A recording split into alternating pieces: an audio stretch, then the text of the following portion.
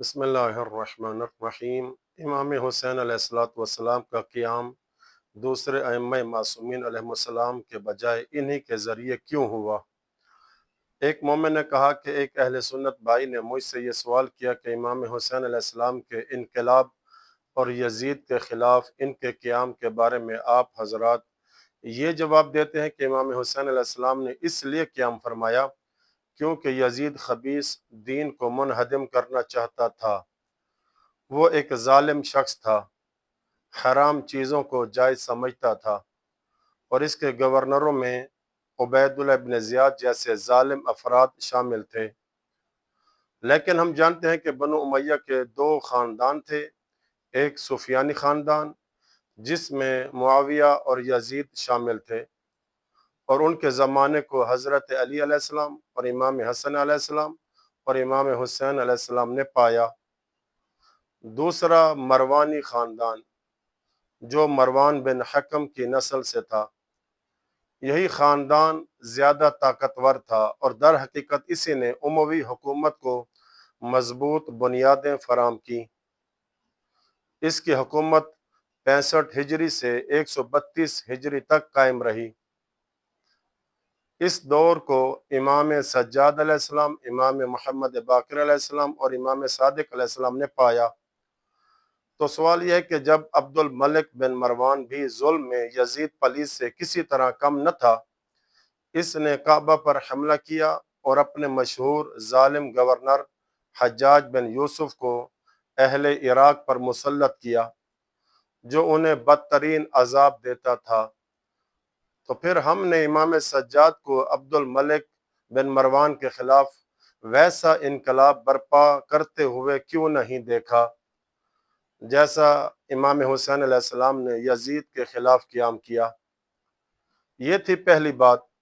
دوسری بات یہ کہ ہم سب جانتے ہیں کہ اموی حکومت کا سب سے طویل دور مروانی خاندان کا تھا۔ تو کیا یہ بات عقل میں آتی ہے کہ اس پورے دور میں کسی معصوم امام نے قیام نہ کیا ہو؟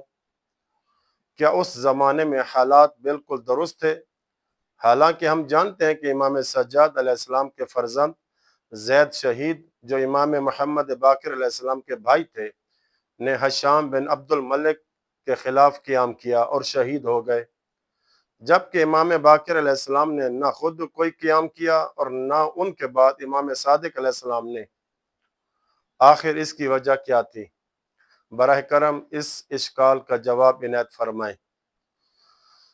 تو اس کے جواب میں برنامج موسوعۃ الاسئلۃ العقائدیہ میں موجود علماء کرام یوں جواب دیتے ہیں کہ ائمہ اہل بیت علیہ السلام کے مختلف ادوار اور ان کے مختلف طرز عمل کی وضاحت کے بارے میں چند اہم نکات یہ ہیں۔ پہلا نکتہ یہ کہ ہر امام کے گرد و پیش کے حالات اور زمانے کے تقاضے ایک دوسرے سے مختلف تھے، اس لیے ایک امام کا طریقہ عمل دوسرے امام سے مختلف نظر آتا ہے۔ دوسرا نکتہ یہ کہ امام حسین علیہ السلام کے قیام کا بنیادی مقصد یہ تھا کہ اموی خلافت کی حقیقت کو آشکار کیا جائے، یہ واضح کر دیا جائے کہ یہ حکومت شرعی نہیں ہے اور نہ ہی حقیقی اسلام کی نمائندہ ہے۔ امام حسین علیہ السلام کی تحریک کے ذریعے یہ مقصد حاصل ہو گیا، لہٰذا بعد میں اسی نوعیت کے قیام کی دوبارہ ضرورت باقی نہ رہی، کیونکہ حقیقت لوگوں پر واضح ہو چکی تھی۔ تیسرا نکتہ یہ کہ کسی بھی انقلاب کے لیے عوام کی ذہنی اور فکری تیاری ضروری ہوتی ہے تاکہ لوگ ظالم اور مظلوم میں فرق پہچان سکیں۔ اگر یہ تیاری نہ ہو تو حق و باطل آپس میں خلط ملط ہو جاتے ہیں اور جنگ صرف دو گروہوں کی لڑائی معلوم ہوتی ہے، بلکہ ممکن ہے دونوں کو مومن جماعتیں قرار دے دیا جائے جس سے حق و باطل سے ممتاز نہ رہے۔ یہ فکری اور نفسیاتی آمادگی امام حسن علیہ السلام نے اپنے صلح نامے کے ذریعے پیدا فرمائی، جس میں انہوں نے معاویہ پر متعدد شرائط عائد کی، جن میں ایک یہ بھی تھی کہ اس کے بعد خلافت دوبارہ امام حسن مجتبی علیہ السلام اور ان کے بعد امام حسین علیہ السلام کی طرف واپس آئے گی۔ चौथा नुक्ता ये कि इमाम हुसैन अलैहिस्सलाम के क़याम के बाद अलवियों और दीगर अफराद की जानिब से जितने भी इनकलाबात हुए वो सब दर हकीकत इमाम हुसैन अलैहिस्सलाम की तहरीक का नतीजा थे। नीज़ हर इनकलाब का खुद इमाम के ज़रिए होना ज़रूरी नहीं होता, बल्कि अगर दूसरे अफराद इस जिम्मेदारी को अंजाम दें तो वो भी काफ़ी होता है।